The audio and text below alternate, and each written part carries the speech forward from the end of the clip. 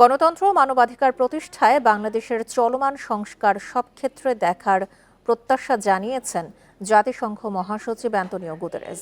এই কঠিন সময়ে বাংলাদেশে আসতে পেরে উজ্জীবিত বলেও জানান তিনি।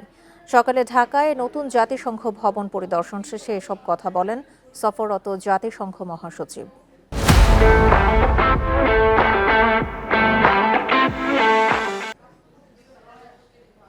4 দিনের সফরের তৃতীয় দিনে রাজধানীর গুলশানে নবনির্মিত জাতিসংঘ ভবনে যান সংস্থার মহাসচিব অ্যান্তোনিও গুতেরেস। বাংলাদেশ জাতিসংঘ সম্পর্কের 50 বছর পূর্তি উপলক্ষে আয়োজিত এক আলোকচিত্র প্রদর্শনী পরিদর্শন করেন তিনি। উত্তোলন করেন জাতিসংঘের পতাকা।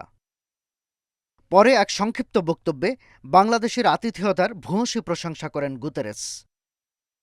মিয়ানমার থেকে বাংলাদেশে আশ্রয় নেওয়া 10 লাখের বেশি রোহিঙ্গা শরণার্থীর প্রসঙ্গ টেনে বাংলাদেশের ভূমিকার কথা স্মরণ করেন তিনি। এই উদারতার পাশে থাকতে বিশ্ব সম্প্রদায়ের প্রতিও আহ্বান জানান জাতিসংঘ মহাসচিব। আমরা বাংলাদেশকে এই গুরুত্বপূর্ণ সময়ে সহায়তা করতে সর্বাত্মকভাবে প্রতিশ্রুতিবদ্ধ।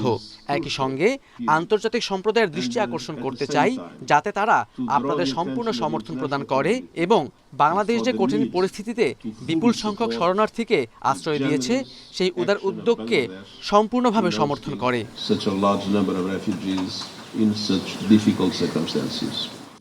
বাংলাদেশের অন্তর্বর্তী সরকারের অধীনে চলমান সংস্কারের প্রসঙ্গ টেনে এ বিষয়ে নিজের অভিব্যক্তি তুলে ধরেন জাতিসংঘ মহাসচিব।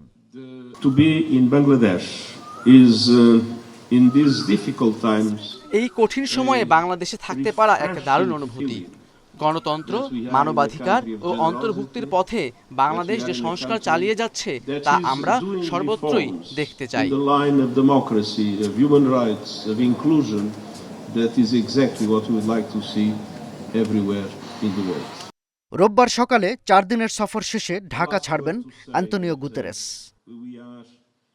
শাহাদাত স্বপন, ইন্ডিপেন্ডেন্ট নিউজ, ঢাকা।